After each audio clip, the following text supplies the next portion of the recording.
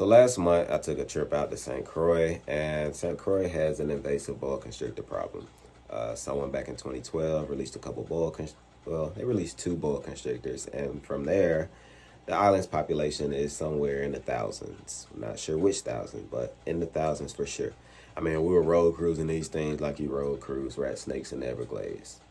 Anyway, I got to see how these boas live in the wild, and I feel like I was keeping them completely wrong based off that trip alone. So I'm gonna show you how I set up boa constrictor enclosures post St. Croix trip. So when we were out looking for these boas, we noticed they were only in like habitats that were moist for the most part. So we only found them near the coastline, the west side of the island, or deep in the rainforest, where it rained pretty much every day, as the name suggests. So I'm gonna go with cocoa fiber to help lock in humidity and try to remake that habitat that I was finding them in. Not gonna go bioactive, because if I want to keep it humid and do bioactive, I'll run into the problem of soil gnats. You know, you just never know what's in that soil. You have a lot of beneficial stuff, you know, but for the most part, you do run the risk of having soil gnats. So once I get this layered like I want it with cocoa fiber, I'll tune back in. So boom, this is what it's looking like. We got our soil in, got our little rainforest background. What's next? Now I know people say a lot of times that younger boas are the ones who are semi-arboreal, and then as they become older, they like to stay on the ground and be more terrestrial. Ironically, the biggest boa we found was in a tree, and all of the small ones that we found were hiding in tires and logs, and we found them road cruising. So I think I'm gonna do the opposite and not provide like any climate enrichment. I mean, he'll have the option. I'll do something similar to this, you know, just to get him off the ground, but I won't go like vertical or anything like I've done in the past. So when we were out, I noticed we found a lot of snakes around like concrete structures. Now my first one. Nice. Nicely done. Don't get much easier than that. No, it doesn't get much easier than that. So what does a snake benefit from concrete? Well, it serves as a heat transfer. So the concrete gets heated up all throughout the day, just like the road when we were road cruising. It gets heated up all throughout the day, and then when it cools down to a temperature that's safe for the snake, they decide to use it as a heat pad.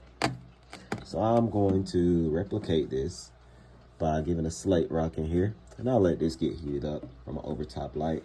And once it cools off to how the snake likes it, he can get on here and he can bask, or he can give himself some warmth from beneath.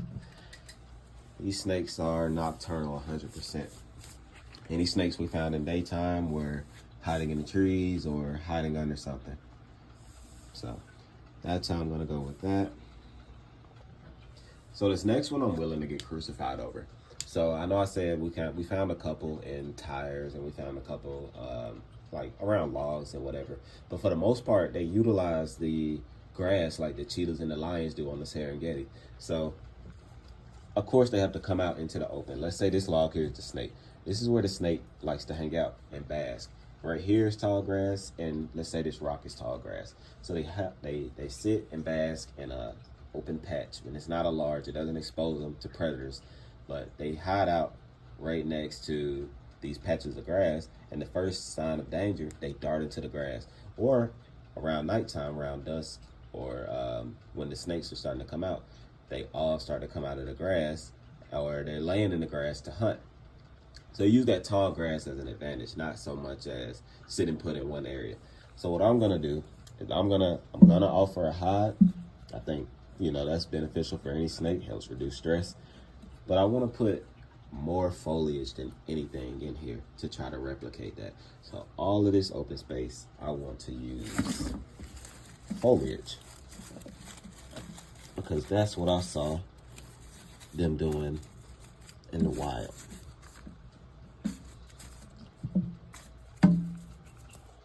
So this is how it's looking so far. Not really concerned about how I perceive the snake. I just want them to feel comfortable.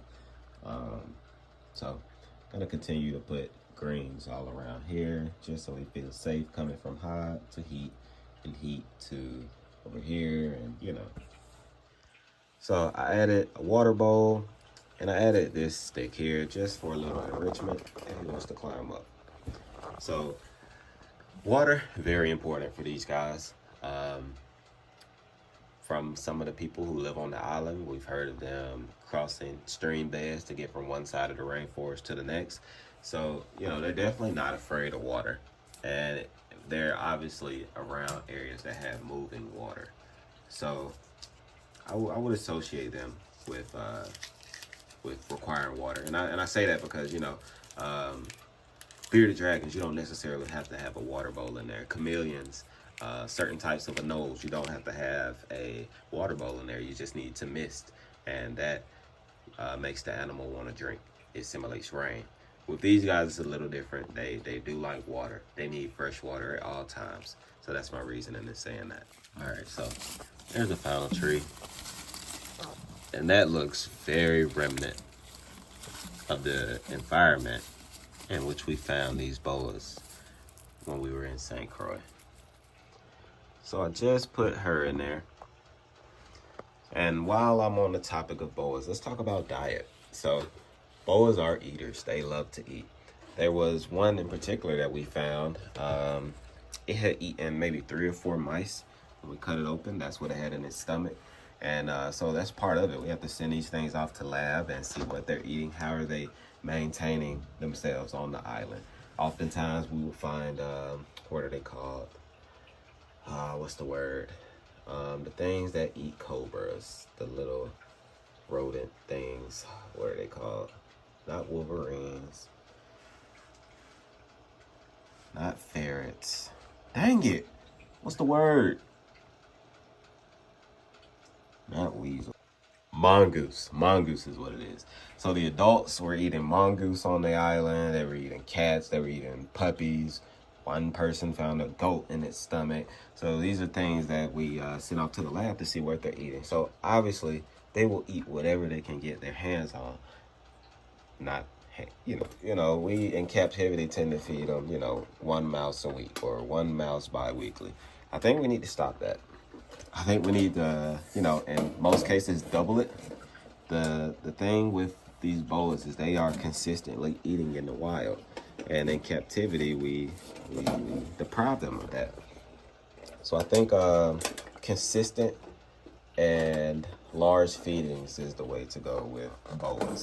Don't get me wrong. I'm not really a fan of power feeding. Don't power feed your boa. But boas like to eat. And so I feel like we do deprive them of that in captivity. So with them eating cats, dogs, etc., they're obviously targeting bigger meals. So how can I incorporate that to my captive boas? Well, this little girl here, you know, most people will say 1 small mouse a week. No, I do 2. It's not necessarily power feeding. I'm not feeding her 2 to 3 times a week. I'm not, you know, making her gorge herself, but I am offering her what she would prefer were she in the wild. These boas aren't just eating 1 mouse and then saying, I'm done for the week. No. They're getting themselves full and they're burning that off in that sunlight, and then they're on the hunt 2 days later. So, another thing I want to talk about is humidity. Humidity on the island was about 60, 70, low 80s at the max for the most part. So how can I incorporate that? I like to use substrates that lock in humidity. That is why I use cocoa fiber now for my boas. They love humidity. It helps them shed. We didn't find any cracked or flaky sheds on the island. Everything was one piece. So they do benefit from that humidity. And so I want to incorporate that into how I keep my boas. I say 60 to 70 is perfect, but it's not harmful if it goes over. And from the looks of it, she has already found her home. and she seems to be enjoying the enclosure. So this is just one final look of the enclosure, and I just gave you guys the blueprint on how you can improve your husbandry for your boa.